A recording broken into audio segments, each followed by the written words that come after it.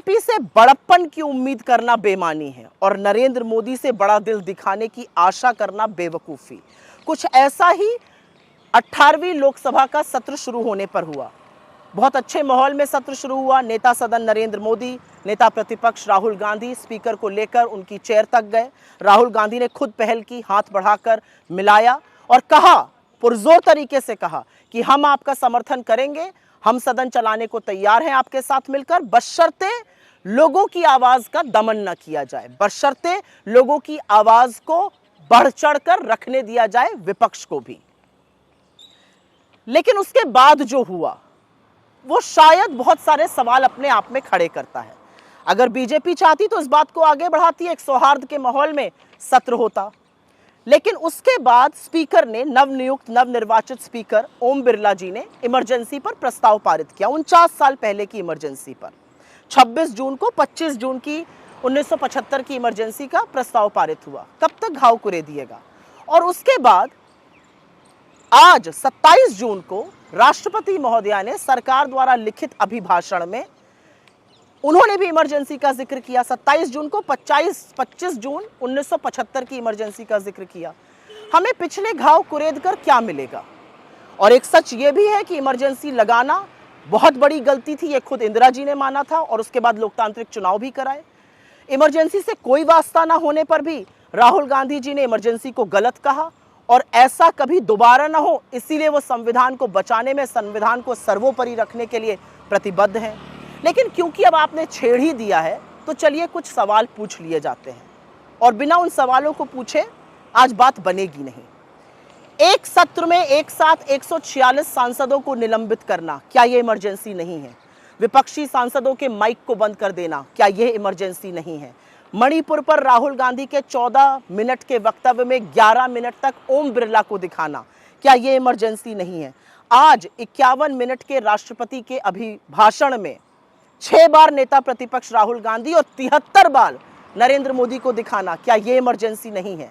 जो सदन संविधान से चलता है वहां पर जय संविधान बोलना और उस पर आपत्ति जताना स्पीकर का, क्या यह इमरजेंसी नहीं है? क्या यह इमरजेंसी नहीं है कि काले कृषि कानून हो गए, सीए हो गया, भारतीय सुरक्षा संहिता हो गई, भारतीय न्याय संहिता हो गई, भारतीय साक्ष्य अधिनियम हो गया, ये सब बड़े बड़े जबरन वॉइस वोट से पास कराना इमरजेंसी नहीं है? क्या 35% बिल 1 घंटे से कम की चर्चा पर पास करा देना इमरजेंसी नहीं है? क्या मात्र 16% बिल को स्थायी समितियों को भेजना इमरजेंसी नहीं है? क्या बिना आपस में विपक्ष से विचार विमर्श किए गांधी की, बाबा साहब अंबेडकर की, छत्रपति शिवाजी महाराज की मूर्तियों को संसद के एक बियाबान इलाके में डाल देना इमरजेंसी नहीं है?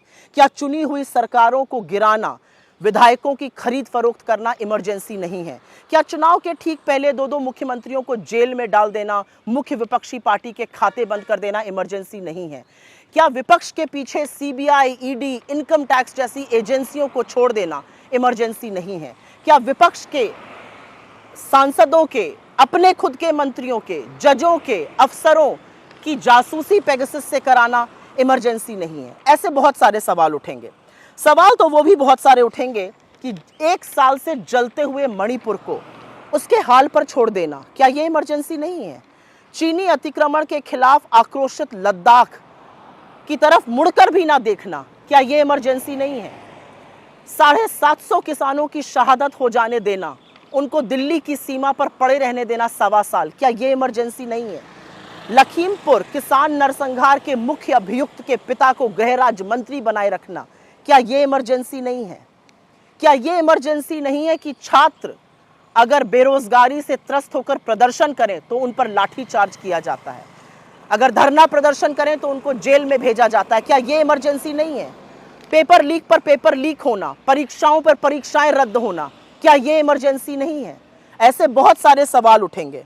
ऐसे बहुत सारे सवाल उठेंगे कि क्या 21 साल की क्लाइमेट एक्टिविस्ट को गिरफ्तार करना, साजिश बताना देश के खिलाफ, ये इमरजेंसी नहीं है?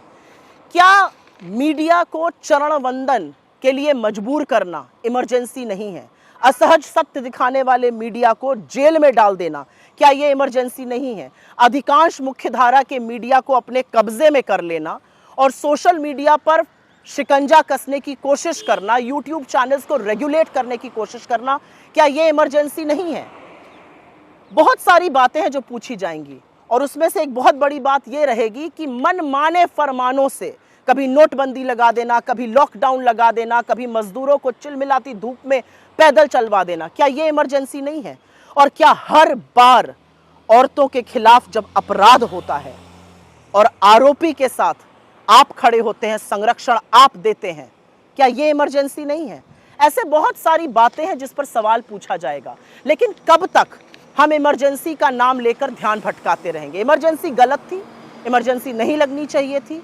आज 49 साल बाद युवा पूछ रहा है मेरी नौकरी का क्या हो रहा है। युवा पूछ रहा है पेपर लीक में एक के बाद एक लोग संलग्न होते जा रहे हैं, कुछ आपके घटक दल के नेता हैं, उनके बारे में क्या हो रहा है। युवा पूछ रहा है मेरे रोजगार के बारे में आपका क्या विचार है। पूछ रहे हैं लोग कि रेल हादसे कैसे रुकेंगे। पूछ रहे हैं लोग परीक्षाएं रद्द होनी कब बंद होंगी। पूछ रहे हैं लोग जम्मू कश्मीर में बड़ी बड़ी डींगे आपने हांकी, कब वहां पर आतंकी मुठभेड़ें होनी बंद होंगी। ऐसे बहुत सारे सवालों का जवाब दीजिए। पुराने घाव कुरेद कर कोई देश कभी आगे नहीं बढ़ सकता है। लेकिन अगर आपकी यही मंशा है तो यही सही, पहले जो सवाल पूछे गए उनके भी जवाब देने की हिम्मत जुटाइए।